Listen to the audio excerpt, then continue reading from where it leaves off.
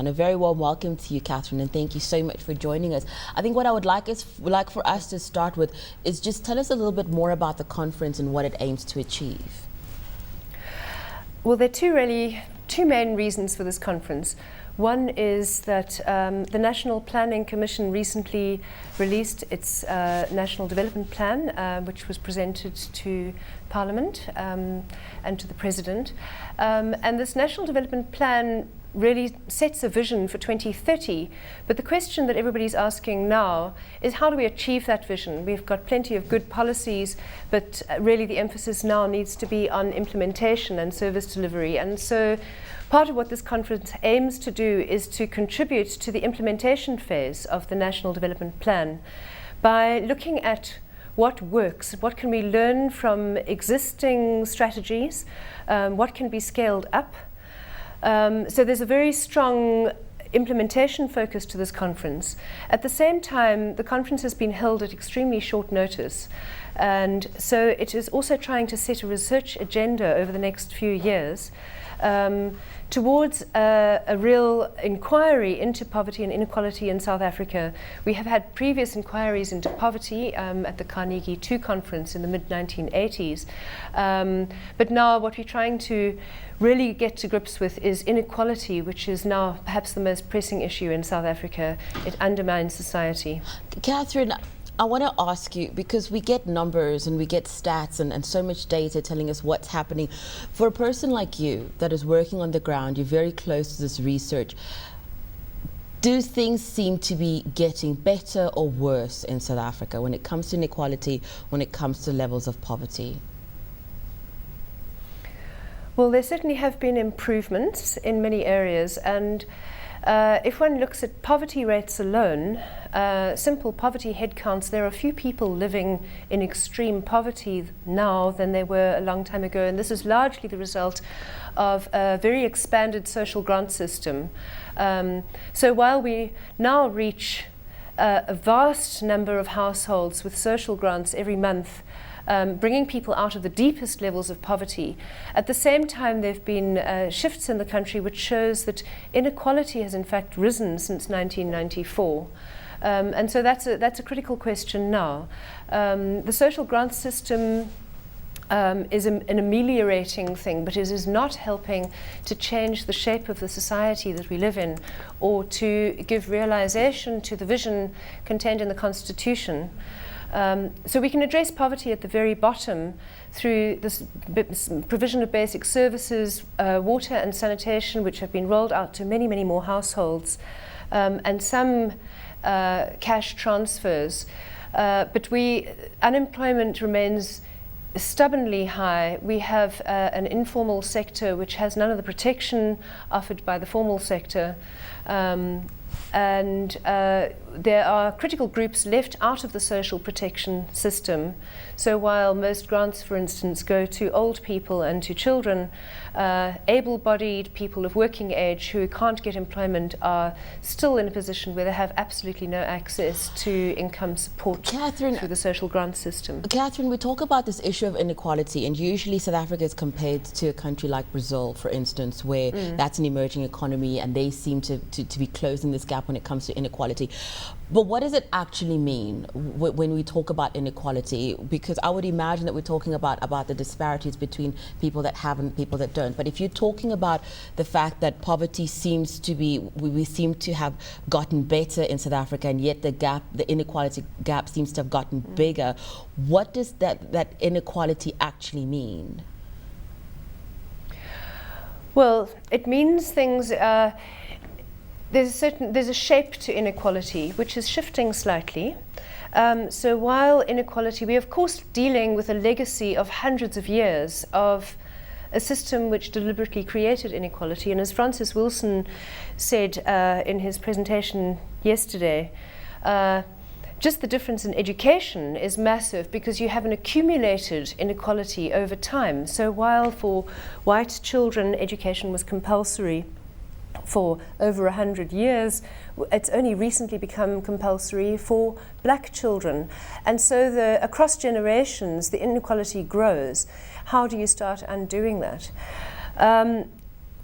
the inequality has increased in South Africa, and this is where we're different to countries like Brazil, and we're now actually having to deal with the fact that it seems that inequality levels in South Africa are higher than those in Brazil and probably amongst the very highest in the world.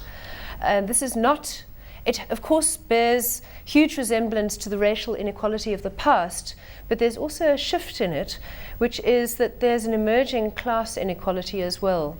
And the increase in inequality is particularly pronounced not just across racial groups, as it always has been, but now increasingly within racial groups. So we have classes emerging within racial groups in South Africa, and there is a large proportion of the population that is just really below the safety net, and we need to think about strategies now to start improving prospects for children growing up, improving access to employment. Yes. Katherine, what are things I think that seems to be coming from the public, and particularly the public that would fall into the group of the have-nots, just this anger of the independence in terms of freedom for the black population has been around for a while, and yet there doesn't seem to be that change that the public might want, just in terms of the state of education, for instance, and where it's at right now. You work very closely with children and children's issues. The children in 2012 today, when they are older, are things happening at the pace, or are they progressing at the pace that the children that we are seeing now, that it's going to be different for them, that they won't have to be dealing with the same issues that we are seeing young people and adults who are unemployed come the time when they have to go into the workforce? Well, things simply aren't changing fast enough. Our education system is, everybody acknowledges, in a mess. We've had a recent issue where textbooks simply weren't delivered to schools in many of the provinces. There needs to be enormous support for teachers who are struggling to be able to teach in very difficult conditions and without enough support or training. Schools need to be properly managed and governed, and above all there needs to be a sense of hope, there needs to be a sense of purpose. Why do children, the vast majority of children in South Africa, attend school every day? Why do they do that, and what are their prospects at the end of it? So we've got to be looking at education, and we've got to be looking at employment prospects at the same time in order to have a sense of purpose and hope for the future, in a sense that the next generation can live in significantly different conditions to the current generation. Katherine, we had a very interesting. Sorry, yes? We have, when it comes to this issue, poverty, inequality, state of education, this is something that we not only we've covered extensively on the program, but all of media in South Africa continues to be concerned about this issue, and it continues to be an issue that remains in the spotlight. And it seems as though we hear a lot of things do need to get better. Things are improving. There are plans for us to move forward. And yet, if you look what's happening, you've mentioned the textbook saga, which was only a couple of months ago that happened. So these are things that we continue to grapple with right now. So with this conference that is taking place, when you talk about the strategies and you talk about implementation, and there is this 3-year deadline that this Carnegie process has, what is hoped to be achieved at the end of the 3 years, that we're not just hearing talk of this is what needs to happen, this is what hasn't happened in the past, that things actually happen? Well, this is where this conference is different to others that we've had before. It brings together almost all the universities in the country, so it's really sourcing knowledge that exists in university institutions, but at the same time it's bringing in practitioners, so people who are doing real work on the ground, to see critical questions for this conference. What does work? Even at a micro level, what really is working, and why, and what is it that makes that work? What enables it to work? And where things are not working, how can we rethink the problem and rethink the approaches? And there are a number of strategies already underway. Mary Metcalf in South Africa and a number of others are embarking on a national partnership on education. So part of it is about looking at synergies and new partnerships. There are questions of who is responsible for delivering. The state cannot deliver everything. It can do a lot more than it is doing, and we hope to be able to give practical recommendations about interventions that effectively address poverty, both poverty and inequality.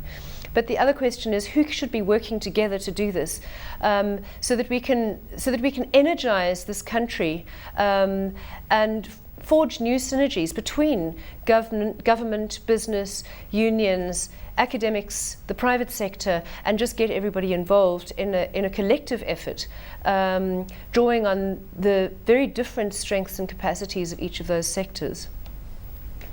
Katherine, I just want to very, very quickly, we have run out of time. You've got a few seconds. I'd like to ask you, sound very hopeful when it comes to this conference and what it aims to achieve. What is it looking like when you see the progress so far, when you look at the discussions and you hear what's been going on? How hopeful are you that this is going to work?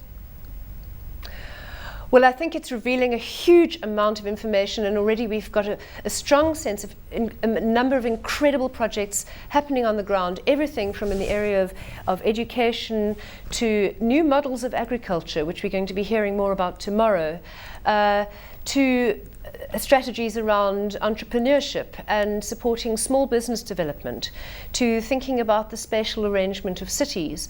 So it's really cross-cutting, and because it's interdisciplinary, we are able to start thinking about the intersections between those things too.